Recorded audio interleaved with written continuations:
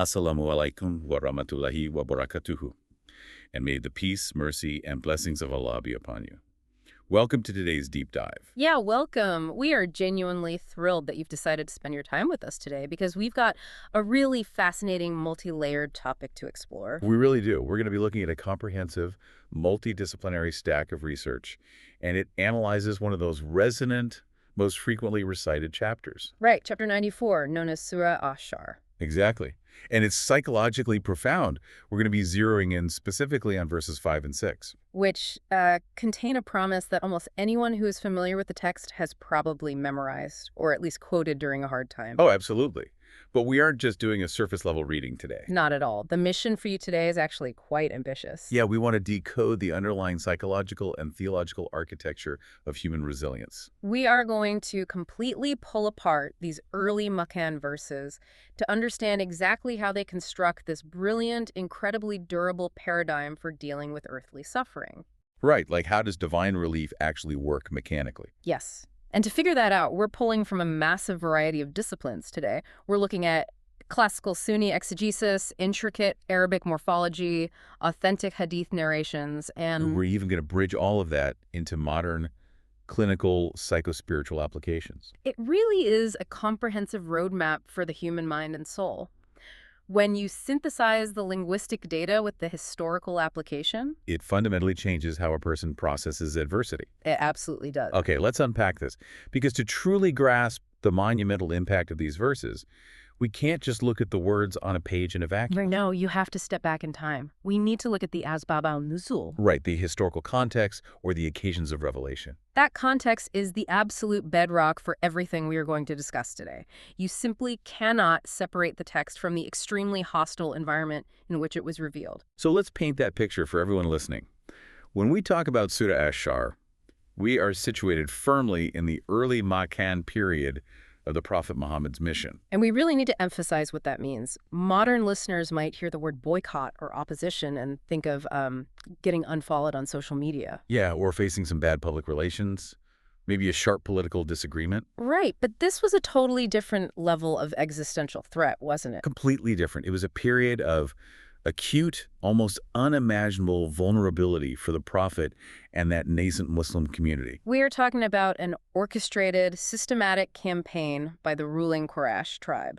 It wasn't just a debate in the town square. This was a literal socio-political strangulation. Severe physical persecution, economic starvation where they literally couldn't trade for food, and relentless, grinding psychological warfare. Just imagine waking up one day and being entirely cut off from your society. Your relatives, the people you grew up with, former friends, business allies, they'll just turn on you overnight. And the historical records show that the Quraysh subjected the prophet to a constant daily barrage of public mockery. They actively campaigned to destroy his reputation, shouting in the streets that he was a poet, a madman, or a sorcerer. And we have to recognize the strategy there. The goal of the Quraysh wasn't just to inflict physical harm, though they certainly did that to his followers. Yeah, they did. But the primary objective against the prophet himself was character assassination. Exactly. It was designed to break his spirit. They wanted to isolate him completely, to make the psychological friction of delivering his message so painful that he would just give up and stop. And reading through these historical accounts, it's clear this level of orchestrated hostility generated an immense, crushing psychological pressure. It wasn't just an annoyance, it was a visceral physical sensation. The historical literature describes this pressure using a very specific physical symptom. A literal and metaphorical constriction of the chest. Yeah. If you think about how the human body reacts to severe anxiety, panic attacks, or deep depressive episodes, what is the most common physical symptom? Your chest tightens up. Right. You feel like you can't draw a full breath. There's a weight sitting on your ribs. And the prophet was experiencing this socioeconomic strangulation on a profound somatic level. According to foundational scholars like al-Wahidi, who compiled seminal works on the occasions of revelation, and corroborated by scholars like Jalal al-Din al-Suyuti, the revelation of Surah Ashar was not dropped from the sky as just some generic moral platitude. No, it functioned as a direct, highly targeted divine intervention. An emergency emotional and cognitive fortification designed specifically for this exact period of strangulation. And I find it so fascinating how the classical Sunni sciences of the Quran approach this, because they make a very strong point. that you can't read Surah Ashar in total isolation. Right, it is structurally and thematically linked to the chapter that comes right before it. Surah Ad-Duha, chapter 93. They are essentially studied as a paired unit, like a two-part holistic model of divine mentorship. That mentorship dynamic is crucial for you to understand the broader methodology of how the divine interacts with a believer in distress. Let's look at the sequence of the two chapters. Surah Ad-Duha came down to address the prophet's external anxieties. He had been dealing with a terrifying pause in Revelation. For months, nothing came down. And he developed intense fears of divine abandonment. So Ad-Duha arrives and reminds him of his past trajectory. It essentially says, look how you went from being a vulnerable wandering orphan to a guided prophet. Right. I didn't abandon you then, and I haven't abandoned you now. It completely secures his external environment and reassures his relationship with the divine. So chapter 93 puts out the external fire, but then immediately following that, chapter 94, Surah Asher pivots entirely inward. It targets his internal psychospiritual state. Which is such a profound sequence. The core lesson for you, the listener, right out of the gate, is this sequence divine protocol. The divine first secures the external anxieties to stop the panic, and then immediately moves to expand the internal capacity of the believer so they can endure whatever heavy lifting comes next. The external reassurance allows for the internal expansion. Which brings us perfectly to the concept of shar as sadr, the expansion of the breast. We see this right in the opening verse. Do we not expand for you your breast? Let's break down that Arabic term, shar. Looking at the linguistic lexicons, it means to slice open, to physically enlarge, or to illuminate. Because the word has that visceral, physical connotation alongside the metaphorical one, classical exegetes present dual interpretations of this opening verse. They do, and they are really worth exploring. On one hand, you have scholars like Imam al-Baghawi and Ibn Kathir. They present a literal interpretation, drawing on authentic hadith literature that describes an actual physical splitting of the prophet's chest by the angel Gabriel during his childhood. And again before the night journey to physically purify his heart. Right, the removal of the portion of Satan to prepare his physical vessel for prophethood. Yes, but then you have a highly developed metaphorical interpretation, which is heavily championed by scholars who lean into dialectical theology and linguistics, like Fakhr al-Din al-Rasi and al-Zamakhshari. They argue that in the specific context of this Makkan anxiety, the expansion being referenced is an epistemological awakening. Let's slow down on epistemological awakening, because that sounds like a graduate school term. Yeah, fair enough. Yeah. We're basically talking about a fundamental shift in how he understood,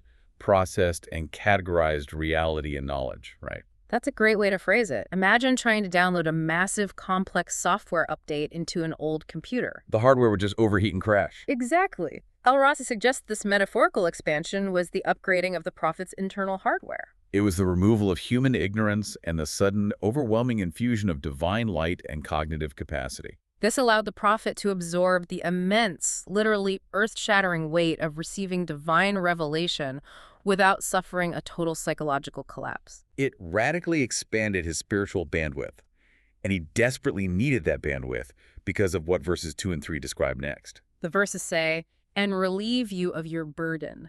That had weighed down heavily on your back. Let's look at the Arabic here because it is so evocative. The word for burden is wizr. And looking at the etymology, this shares a root with the word wazir, which we translate today as a government minister. Think about what a wazir does. They are the person who literally carries the heavy, exhausting burden of the state on their shoulders so the ruler doesn't have to. A wizir is not a light backpack. It is a crushing structural weight. And to really emphasize that weight, the verse uses the verb ankada. Yes, ankada is an incredibly specific, almost horrifying word. It refers to the audible sound of a spine, or a camel's back, physically cracking, popping, and groaning under an unbearable terminal weight. I really want you to sit with that imagery for a second. The audible cracking of a spine. That is the sheer psychological agony the Quran is validating here. The prophet was carrying the empathetic weight of watching his own people steep themselves in idolatry and social injustice. Combined with the intense, violent friction of trying to deliver a message they totally rejected. But wait, I want to clarify something here.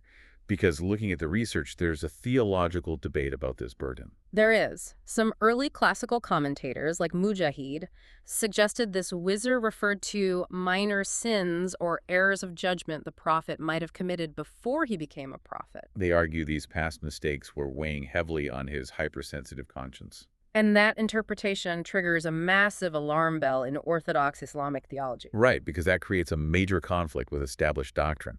Could you explain the concept of isma for us? Absolutely. Isma is the foundational Sunni doctrine of infallibility, heavily defended by both the Ash'ari and Maturidi schools of theology. To put it simply, prophets are divinely protected from committing sins. Because if a prophet could sin, then their followers would be obligated to follow that sin. They are commanded to emulate the prophet in all things.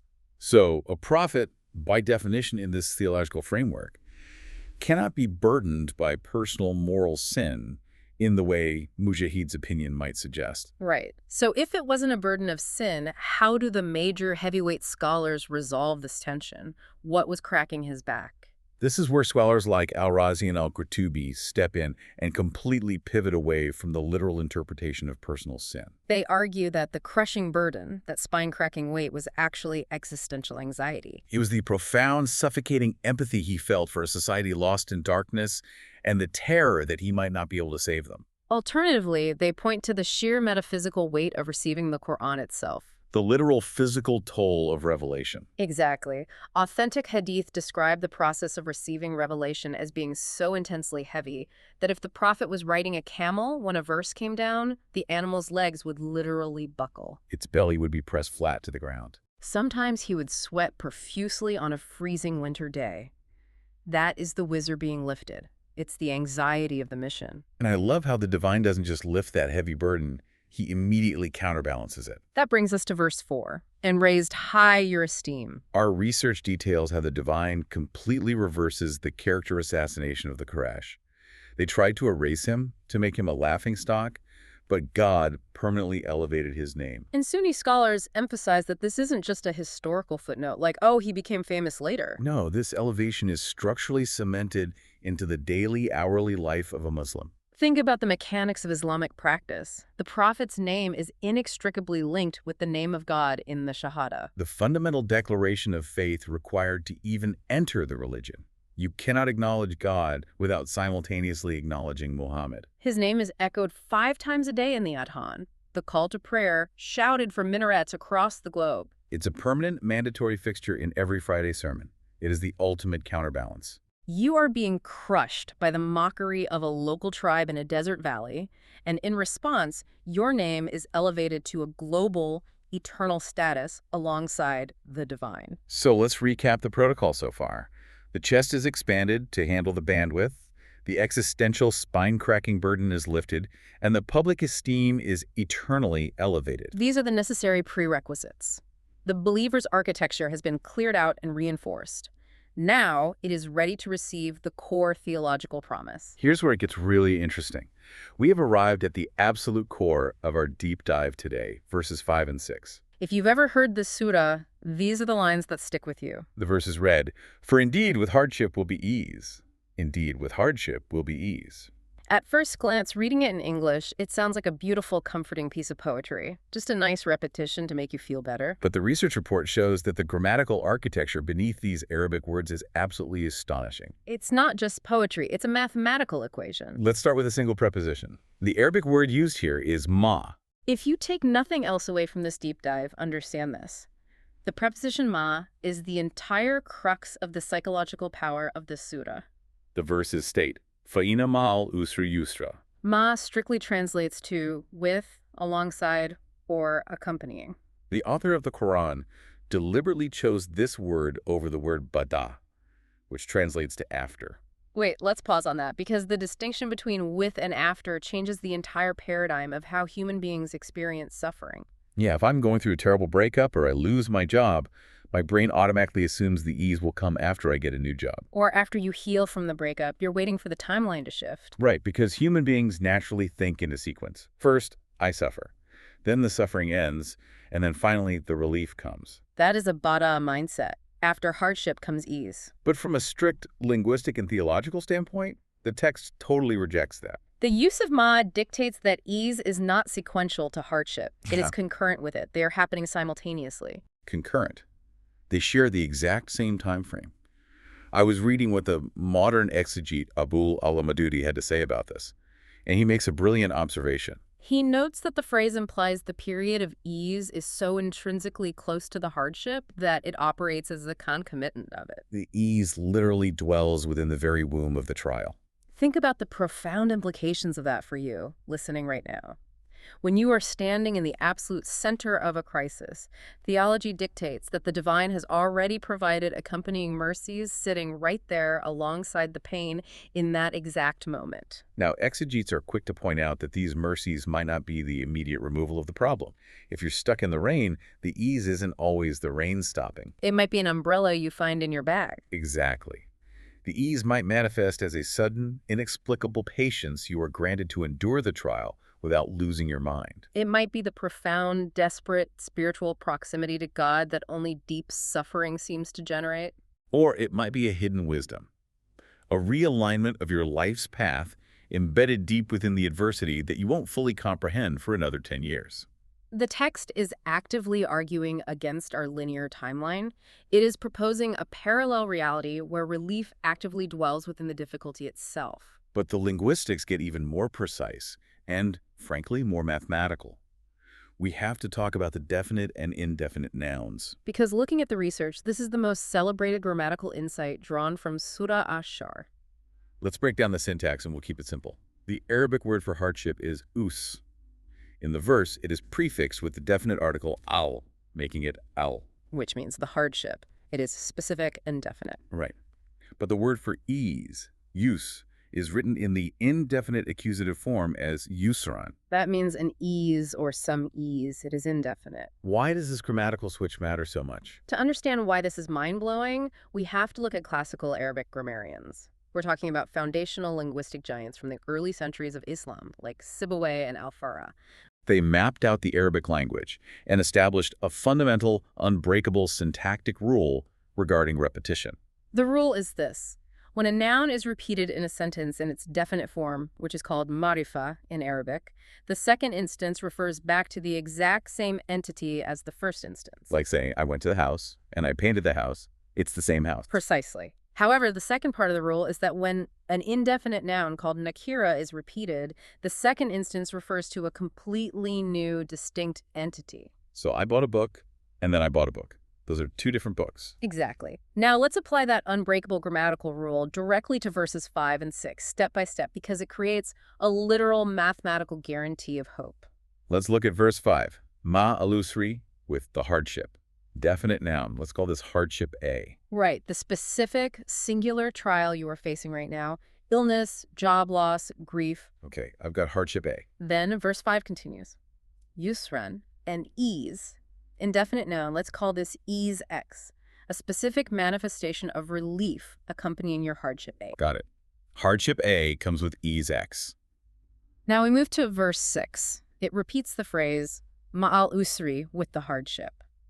Because it has the definite al, the rule says it must refer back to the exact same entity. So we are still talking about hardship A. The trial hasn't changed. Still dealing with the same job loss. Exactly. But then verse 6 concludes with yusran and ease. Because it is indefinite, the rule dictates it refers to a completely new, unmentioned entity. Let's call this ease Y. So if we strictly parse the syntax like an equation, hardship A is accompanied by ease X, and that exact same hardship A is also accompanied by a totally new, distinct ease Y. It's like if I say, I had the terrible day at work, but my friend bought me a coffee. And then I say, with the terrible day at work, I also found a $20 bill on the sidewalk. It's the exact same bad day, but two completely different good things happening at the exact same time to offset it. That is a perfect analogy. And this precise grammatical construction is what gives rise to the most famous exegetical axiom associated with this surah. One hardship cannot overcome two eases. The linguistic structure itself is inherently mathematical. It guarantees a multiplicity of reliefs for every singular instance of suffering. The grammar literally won't allow the hardship to win. I was looking at Imam al-Qurtubi's notes on this, and he adds another fascinating layer to this structural analysis. He's looking at the transition between the two verses. And he observes that in the repetition of the 6th verse, there is a glaring absence of a conjunctive particle. There is no wa, which means and there is no fa, which means so or then. It doesn't say. And indeed, with hardship is ease. It just abruptly repeats. Why does the missing and matter? The absence of that conjunction is highly significant in classical rhetoric. By not connecting the two sentences with an and, it technically detaches the second sentence entirely from the first. It stands alone. This solidifies the grammatical assertion that the second ease isn't just a continuation or an echo of the first ease. It is entirely novel, independent, and additive. It's a compounding of divine grace. You are getting hit with a completely fresh wave of relief. And if we zoom out from these two verses to look at the macrolinguistic statistics of the entire Quran, the numbers back up this philosophy of overwhelming ease. Our research team did a root word analysis, and it's incredible. The triliteral root for hardship in Arabic is ayn sin ra. This root carries heavy, dark connotations: binding, restriction, extreme difficulty. If you trace this root and all its derivatives, it appears exactly 12 times throughout the entire text of the Quran. 12 times. Keep that number in mind. Now, look at the triliteral root for ease, yes and ra. This root implies facilitation, smoothness, prosperity, and opening up. That root and its derivatives appear 44 times in the Quran. 44 occurrences of ease versus just 12 occurrences of hardship. That statistical disparity is not a random coincidence. It serves as a macro-linguistic reflection of the verse itself. It is the universe's source code telling you that by definition, in the Quranic worldview, divine ease inherently outweighs, outnumbers, and totally envelops human hardship. The board is rigged in favor of mercy. It's an architecture of hope built right into the vocabulary. Now, to truly synthesize these verses and figure out how they were historically understood, our research walks us through the diverse scholarly approaches of the renowned Sunni exegetes. They all agree on the core promise of relief, but their methodologies, how they get to that conclusion, are wonderfully varied. It gives us a really rich, multidimensional understanding. It really does. To understand this, you need to know that in the Sunni tradition, you broadly have two main streams of exegesis. You have tafsir by al-mathur, which is exegesis based strictly on tradition, historical reports, and empirical evidence. Think of these scholars as the ultimate historical journalists dealing only in documented facts. And then you have tafsir by al-ray, which integrates reason, dialectical theology, and broader conceptual frameworks. These scholars are like philosophical theologians trying to figure out the why behind the universe's mechanics. Let's start with the journalist approach. Let's look at Muhammad ibn Jarir al-Tabari, who passed away in 310 AH.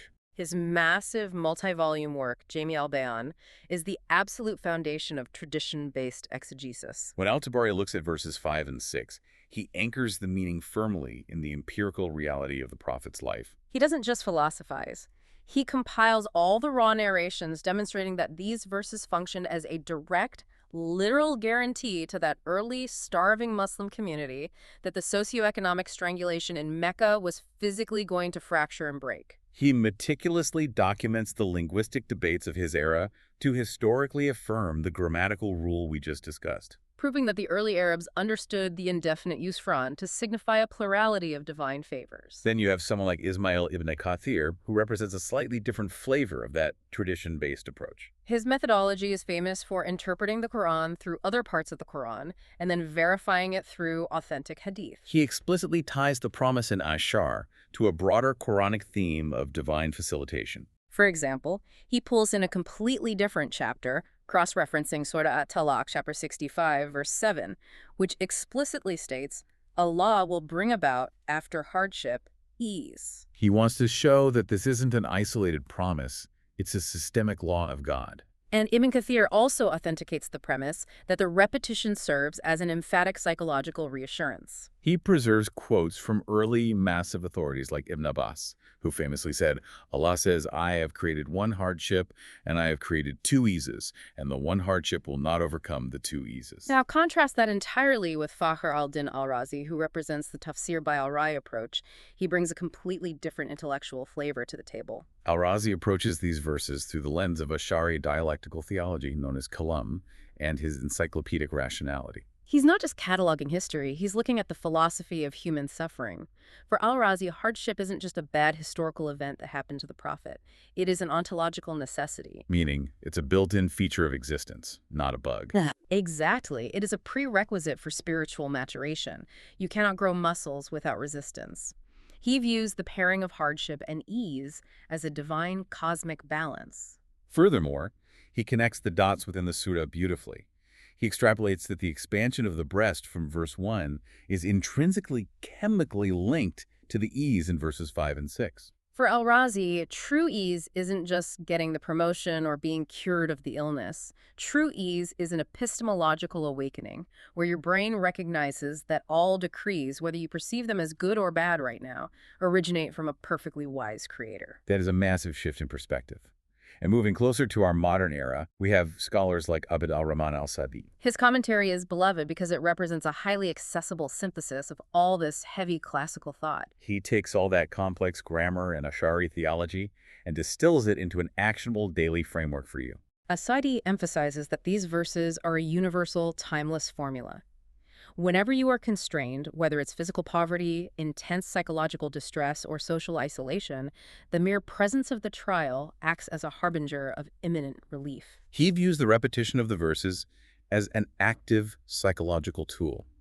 You're supposed to repeat it to combat despair and to foster husn al-zan. Husn al-zan, that's the Islamic concept of maintaining a good, positive, expectant opinion of Allah. Yes, it's the belief that God is fundamentally merciful and intends good for you, even when the data of your current life looks terrible. To solidify all of these exegetical views, we have to look at how Sunni scholarship relies heavily on the prophetic tradition, the hadith, to authenticate the practical application of these verses. We mentioned the axiom of the two eases.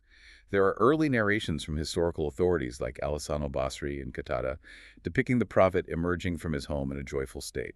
He was actively sharing the glad tidings of these specific verses with his companions, essentially telling them to rejoice because the math was on their side. One hardship will not overcome two eases. Now, it's worth noting how rigorous Hadith scholars approach this. Hadith critical analysts like Ash-Shawkani have a very strict grading system for these historical reports. They noticed that a few of these narrations had some technical issues with their chains of transmission. Specifically, some are categorized as mursal. Let's use the ELI5 method here. Explain it like I'm 5. What does mursal mean in plain English? Imagine playing a game of historical telephone across centuries. To trust the message, you need to know the name of every single person who passed the phone. A mursal report means there's a missing link in the chain. Usually the immediate companion who heard it directly from the prophet is left unnamed by the next generation. It makes scholars cautious. But despite that missing link in the chain, they still accept the core message, don't they? They do. Despite the mursal status of some chains, the consensus of Sunni scholarship universally accepts the matn, which is the actual text and meaning of the hadith. Why? Because the message mathematically and flawlessly aligns with the grammatical rules of the Quran itself. The linguistic truth of the definite and indefinite nouns is undeniable, so the prophetic commentary confirming it is embraced. And we see the tactical, real-world application of this truth historically. I want to tell a story from the research because it is incredibly cinematic. It involves the second caliph, Umar ibn al-Ghabr. During the Levantine conquest, the Muslim armies were expanding northward into Byzantine territory. Umar's top commander, a man named Abu Ubaidah ibn al-Jarrah, was leading a force in Syria, and he suddenly finds himself entirely besieged and vastly outnumbered by massive Roman forces. We are talking about an existential military crisis. Annihilation was a very real mathematical probability. Exactly. The dust is settling, he sees the size of the Roman army, and the psychological weight on Abu Ubaidah is crushing. He is thousands of miles from Medina. So he writes a desperate letter to Caliph Umar seeking counsel and likely hoping for massive reinforcements. Umar receives the letter, assesses the situation, and writes back. And this is the brilliant part. Umar doesn't just send troop movements or tactical flanking maneuvers. He sends a piece of parchment containing strategic and spiritual fortification, and he explicitly cites Surah Ash-Shar. Yes, Umar reminded his frontline commander of the fundamental law of reality.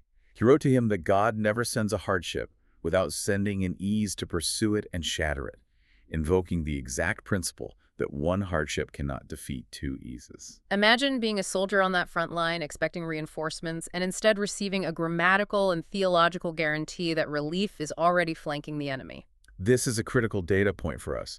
It demonstrates that the early Muslim community did not utilize these verses merely as passive poetic comfort to read at a funeral. They used them as tactical psychological morale in life-or-death existential crises. It was an active tool for fortitude.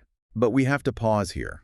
This is perhaps the most crucial pivot in our deep dive, because the research report forces us to confront a glaring experiential gap, an experiential contradiction that I'm sure many listeners are thinking about right now. Right, we have just spent 20 minutes breaking down this absolute, mathematically guaranteed promise. With hardship comes ease. But look out your window. Look at the empirical reality of the world. What about righteous, innocent believers who endure severe, chronic illnesses? What about people born into lifelong, crushing poverty or who face horrific geopolitical persecution until the day they die, without ever experiencing a tangible, worldly relief? The illness is never cured. The debt is never paid. Where is the concurrent ease for them? How does the tradition resolve that massive contradiction? It is the most important question for anyone attempting to apply these verses to real life. If you ignore this, the theology feels hollow. Now, some exegetes argue a strictly worldly historical view, that the verse was historically specific to the prophet's trajectory. They argue it was a specific promise mapping his journey from a persecuted outcast in Mecca to a sovereign leader in Medina, promising that his specific socioeconomic distress would eventually yield to worldly success. But that doesn't help the average believer suffering a chronic, incurable autoimmune disease today. That makes the verse historical trivia, not universal medicine. Exactly. To resolve this contradiction, master scholars like Mufti Shafi, in his monumental work, Marvel Quran, step in to bridge the gap.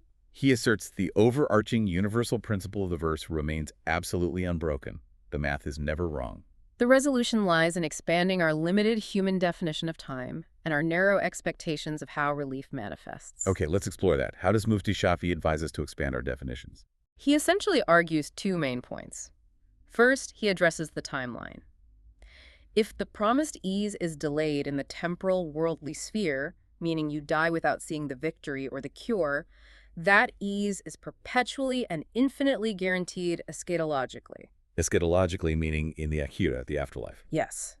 The ease is transferred from a temporary, fleeting state in this world to an eternal, permanent state in the next. The math still balances. The ledger is just settled in a different currency. Second, and perhaps more immediately applicable for someone suffering right now, he argues that worldly ease often manifests completely differently than our material expectations. Give me an example of that. Let's take the chronic illness. The hardship is the physical pain. The human expectation of ease is a magical cure. But Mufti Shafi argues that the concurrent ease might manifest internally. It might be the granting of that expanded chest we talked about in verse 1. An overwhelming inner peace, an immense uncharacteristic patience, and a psycho-spiritual fortitude that allows the person to endure an unyielding physical trial with absolute grace. The ease is psycho-spiritual, not material. They are given the shoulders to carry the weight. And this brings us seamlessly to the psychological and psycho-spiritual dimensions of our deep dive, because what Mufti Shafi is describing isn't just ancient theology, it's cutting-edge psychology. And the report makes it abundantly clear. These psychological concepts are not modern retrofits imposed on an old text to make it sound cool. His profound understanding of the human mind has been present in the tradition for over a millennium. Let's look at the historical data. Take the 9th century pioneer Abu Zaid al-Balkhi. Most people assume that psychotherapy was invented by Freud or Jung in the 20th century. But al-Balkhi was literally practicing early Islamic cognitive psychotherapy in the 800s. He utilized the Quranic paradigm of dualities, hardship and ease, sadness and joy, sickness and health, to develop actual clinical treatments for severe depression and anxiety. I really want to visualize this. What did an early Islamic therapy session look like with al-Balkhi? He essentially urged his patients to use rational cognition to temper their emotional extremes. Imagine a patient coming to him, absolutely paralyzed by panic about their livelihood or their health. Al-Balkhi would sit with them and teach them that healthy thoughts, like the absolute divine guarantee of concurrent ease we just analyzed, needed to be actively cultivated and practiced during times of tranquility. He called it storing up psychological medicine. If you practice recognizing the two eases during a good week, your brain can easily access those neural pathways during times of sudden distress. He was doing cognitive reappraisal. He was centuries ahead of his time. And then, a couple of centuries later, you have Imam al-Ghazali, who constructed an incredibly comprehensive, multi-layered model of the human psyche that modern psychologists still study. Al-Ghazali divided the self into 4 interacting domains. Yes, the anatomy of the soul, according to al-Ghazali. You have the ruh, which is the pure divine spirit. You You have the kalb, the spiritual heart, which fluctuates and feels emotions. You have the akul, the rational intellect, and finally the nafs, which is the ego or the base, animalistic drives. It's like a corporation or a crew in a car, all trying to grab the steering wheel. That's a great analogy. Under this framework, when a person is overwhelmed by severe worldly adversity, a sudden bankruptcy, for example, the nafs panics because its material security is gone. This panic infects the kalb, the spiritual heart, which becomes diseased with deep anxiety, fear, and despair. I think a lot of us can relate to that exact feeling, that moment when the nafs panics and the heart is just gripped by terror about the future. So what is Al-Ghazali's actual prescription here? How does he tell us to fix the corporation when it's crashing? The remedy is extracted directly from the opening of Surah Ash-Shar. The remedy is the intentional expansion of the breast. For Al-Ghazali, this means the driver of the car has to change. You must activate the aql, the intellect, and facilitate an influx of divine light. The intellect has to step in and recognize God's overarching wisdom in the trial. It has to remind the panicked heart of the mathematical guarantee of verses 5 and 6. So the intellect essentially preaches to the heart. Exactly. When the intellect comprehends the divine guarantee of ease, it imposes order.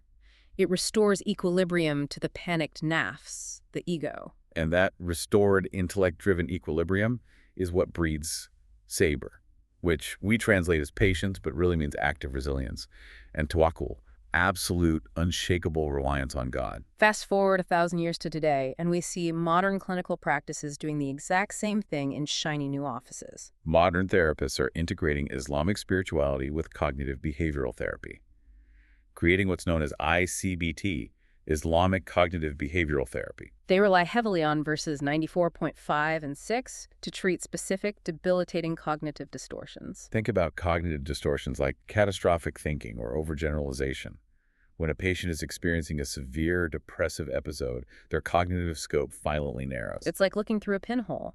Their brain lies to them and convinces them that the hardship they are currently in is permanent, all-encompassing, and infinite. The darkness is all there is, and it will never end. What's fascinating here is how the therapeutic application of Surah Ash-Shar introduces a profound, highly structured mechanism for cognitive reappraisal. The therapist uses the text to anchor the client's cognition in the divine promise that ease is strictly concurrent with hardship. It facilitates a critical shift in the brain from passive, paralyzing despair to active, scanning hope. Because you're taking the grammar rule we discussed, multiple eases for every single hardship, and turning it into a homework assignment. Precisely. When a distressed mind is taught this linguistic reality, it forces them to actively scan their environment for those parallel blessings. You literally train the brain to look for the ease X and ease Y that the grammar promises are sitting right next to hardship A. You broaden the pinhole. And what blows my mind is that the physiological results of this cognitive shift are literally measurable in a lab. The clinical research indicates that reciting, and more importantly, deeply reflecting upon these specific verses, disrupts the neurological loop of rumination. It physically alters the body. It lowers vagal tone. It reduces reactivity in the amygdala, which is the brain's alarm bell and fear center. And it significantly enhances what the psychological literature terms soul tranquility in Muslim populations. You are literally rewiring your nervous system's response to stress using classical 7th century Arabic grammar and theology. It is astonishing. Which perfectly sets up the final phase of the surah. You have been given the theological guarantee. Your intellect has been expanded to understand it. Your physiological panic has been soothed by scanning for the concurrent ease. Now, what do you do with your body? How do you act in the world? This brings us to the crucial life lessons and behavioral directives found in the concluding verses of the chapter, verses 7 and 8. Right, because theology without action is just philosophy. The verses say, "So when you have finished your duties, then stand up for worship, and to your Lord direct your longing." Let's really dig into verse 7, because it radically redefines our modern concept of rest and provides a brilliant countercultural framework for combating burnout. The verse literally translates to, "So when you have finished, then stand up." It's a fascinating command because human instinct dictates the exact opposite. Think about it. When we finish enduring a massive hardship, or even when we just finish a grueling major project at work and finally achieve the ease, what is our default mode? We want to collapse. We want to retreat into total idleness. We want to binge watch television for 10 hours and do absolutely nothing. Guilty as charged. That's how we define recovery. But classical commentators, giants like Al-Qurtubi and Mujahid, argue that the Quran is directly, purposefully challenging that lazy instinct. They interpret when you have finished to mean that when a believer concludes their worldly duties, their 9-to-5 job, or finishes the intense socio-political struggle of their day, they shouldn't just power down and become vegetative. They should immediately transition into a different, higher form of effort. They call it spiritual toil. Exactly. They should stand up in prayer, in reflection, in supplication. The profound paradigm shift here is that true rest is not the total cessation of activity. True rest is shifting your focus from worldly, exhausting stressors to spiritual rejuvenation, is engaging different muscles. That is such a powerful, vital antidote to the modern epidemic of burnout. We are constantly exhausted, and we often think the cure for burnout is passive distraction. Scrolling on our phones, staring at a screen, disconnecting completely. But the classical commentaries warn us that excessive leisure and total idleness are actually the breeding grounds for deeper spiritual lethargy, creeping depression, and eventually moral corruption. The mind needs a focus. True recovery, according to this text, requires active spiritual engagement. You rest by changing the nature of your striving, not by abandoning striving altogether. You find your energy by plugging into the ultimate source of energy. And the final verse, verse 8, gives you the ultimate compass for that striving. And to your Lord direct your longing. This single sentence encapsulates the ultimate mechanism for enduring literally any hardship the world can throw at you. Tawakkul, which is radical, absolute reliance. Let's unpack that radical reliance. How does directing your longing practically shield you? By directing your ultimate aspirations, your deepest, most vulnerable complaints, and your highest hopes exclusively to the Creator, you effectively perform a psychological severing. You detach your internal baseline peace from external, highly uncontrollable variables. You detach your peace from the chaos around you. The stock market crashing, people's opinions of you, the progression of a disease. You sever your core stability from those things. Exactly. When your ultimate psychological and emotional anchor is rooted firmly in the divine, you remain uncrushed by worldly failure because your self-worth isn't tied to the failure. Your longing was directed past it. And equally, if not more importantly, you remain uncorrupted by worldly success. When you get the promotion or the wealth, you don't become an arrogant tyrant because your longing is directed infinitely higher than your current temporary achievements. It ensures structural stability on both extreme ends of the human spectrum. It is a complete, holistic formula for unshakable optimism. And I love that it doesn't cross over into toxic positivity. It acts as an active shield against pessimism, but the hardship is never dismissed or gaslit. The text fully acknowledges it is real, it is painfully suffocating, it weighs heavily on the back and cracks the spine. But through this deep dive, you are systematically trained to understand that hardship as completely finite. It has a start date and an end date. And most importantly, it is surrounded, flanked, and heavily mathematically outnumbered by plural, concurrent, divine grace. This raises an important question, a lingering, provocative concept for you to mull over long after this deep dive ends. If the rigorous linguistic mathematics of the Quran absolutely guarantee that distinct, plural, varied eases are injected directly into the exact same time frame as our hardship, how much of our suffering actually stems from the objective trial itself, and how much comes from our inability, our narrow vision, or even our stubborn refusal to recognize the ease that is already sitting right beside us in the dark? What a profound place to leave it. Jazakallah khair.